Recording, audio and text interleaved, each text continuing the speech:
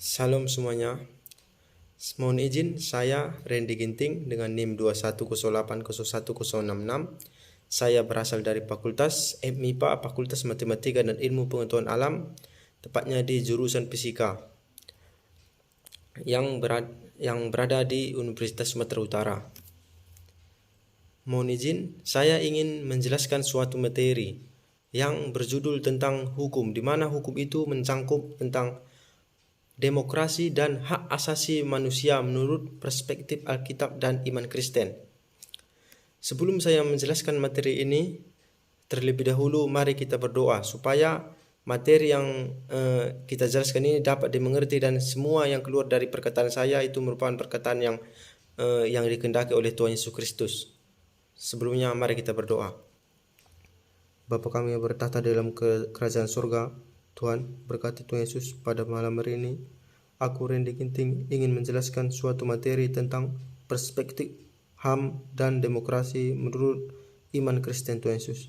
Tuhan Yesus, semoga apa yang saya sampaikan semuanya berkenan di hatimu Tuhan Yesus, dan semua keluar dari mulut hamba-Mu ini berasal daripada kehendak-Mu Tuhan Yesus. Terima kasih Tuhan Yesus. Haleluya. Amin. Ya. Yang seperti yang saya jelaskan tadi, di sini saya akan menjelaskan tentang hukum yang berjudul hak asasi manusia dan demokrasi menurut perspektif Alkitab dan iman Kristen. Terlebih dahulu, mari kita pahami apa itu hukum. Menurut saya, hukum merupakan suatu tindakan yang memiliki konsekuensi tertentu, di mana hukum itu sangat mampu untuk menertibkan masyarakat yang terdapat pada suatu negara tertentu. Contohnya saja negara kita Indonesia. Kita merupakan negara hukum sesuai yang tertulis dalam Undang-Undang Dasar 1945.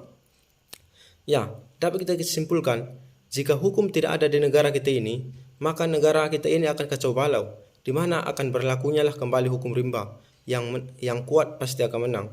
Jadi daripada itu tidak ada keadilan sosial bagi seluruh Indonesia. Maka daripada itu dibuatlah hukum untuk menertibkan masyarakat. Ya, seperti kita ketahui, banyak negara-negara di dunia ini menerapkan sistem asas hukum karena merupakan salah satu cara untuk dapat menertibkan masyarakat supaya hidup damai, makmur dan sejahtera. Pertama, tapi di dalam hal ini saya ingin menjelaskan hukum tentang perspektif Alkitab dan iman Kristen.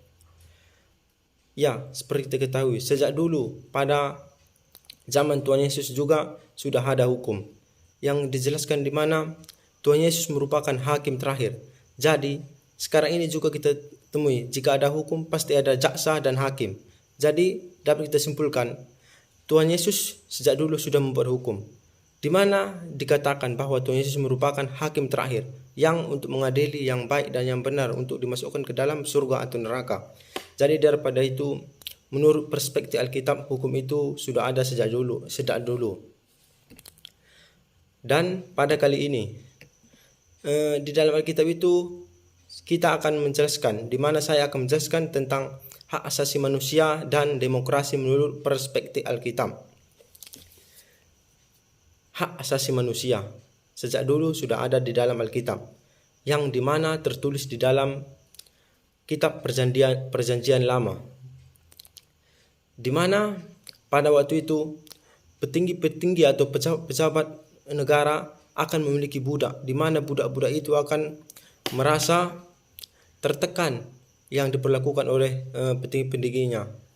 Jadi daripada itu, hak asasi manusia pada zaman Perjanjian Lama itu yang merupakan orang yang tidak terpandang itu sangat rendah.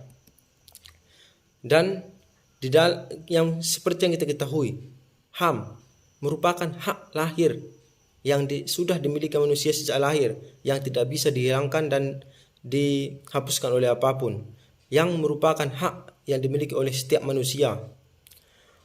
HAM adalah hak yang paling asasi melekat pada diri manusia secara kodrat sebagai karunia Allah, yang dimana terdapat dalam kitab Kejadian 1 ayat 26 sampai 29 dan Kejadian 2 ayat 17 sampai 18. Di mana Kejadian 2 ayat 16 sampai 17 berbunyi, Lalu Tuhan Allah memberi perintah ini kepada manusia.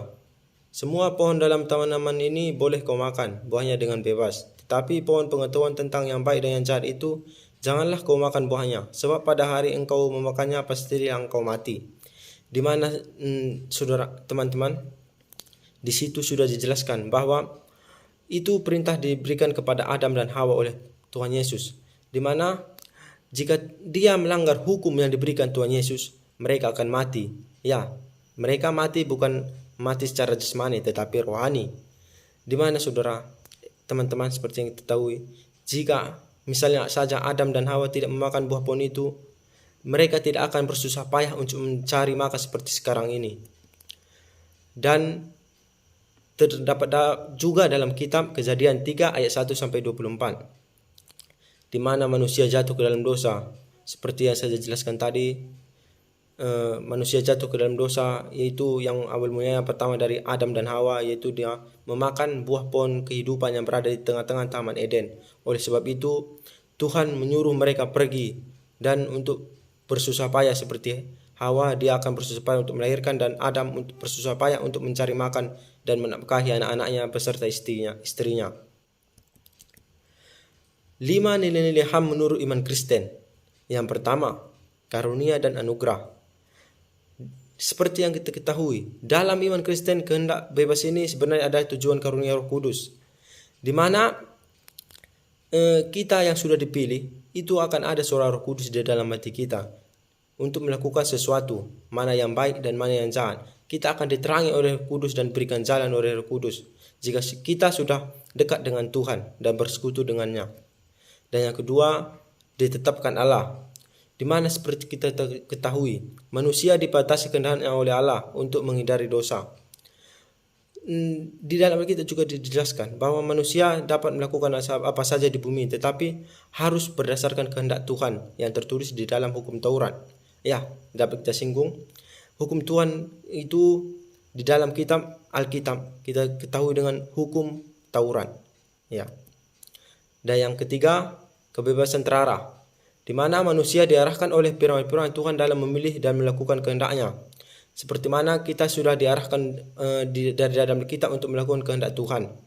Yang keempat, buah Roh Kudus, di mana orang Kristen harus mengutamakan buah Roh Kudus dalam kehidupan, yang kita ketahui dalam kitab Galatia 5 ayat 22 sampai 23. Ya, salah satunya kasih, sukacita, damai sejahtera, kesabaran, kemurahan, kebaikan, kesetiaan, kelemah lembutan, penguasaan diri.